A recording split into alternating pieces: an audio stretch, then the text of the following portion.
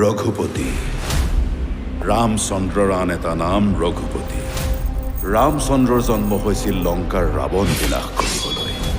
লংকাৰ ৰাৱণ বিনাশ হ'ল সঁচা, কিন্তু তাৰ পিছত জন্ম হ'ল হেজাৰ হেজাৰ ৰাৱণ।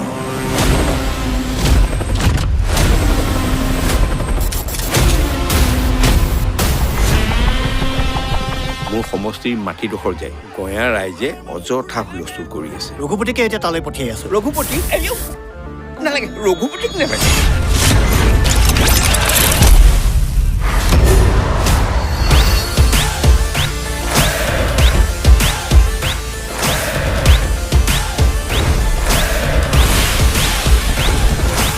ৰঘু চৰি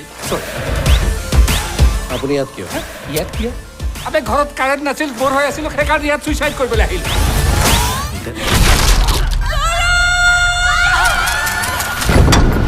পুলিচে কৈছে তাইৰ মৃত্যু হৈছে বুলি, কিন্তু মোৰ অন্তৰে কৈছে তৰা এতিয়াও জীয়াই আছে।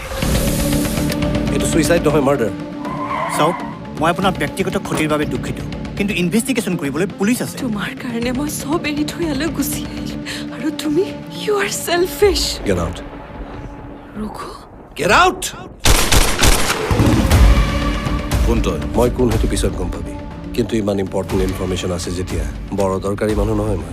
কিনি পেলাৰ তাক আবে ইয়াত বহুত পাৱাৰফুল মানুহ ইনভলভ হৈ আছে। সিহঁত ধুমুহা হয় বে, ধুমুহা।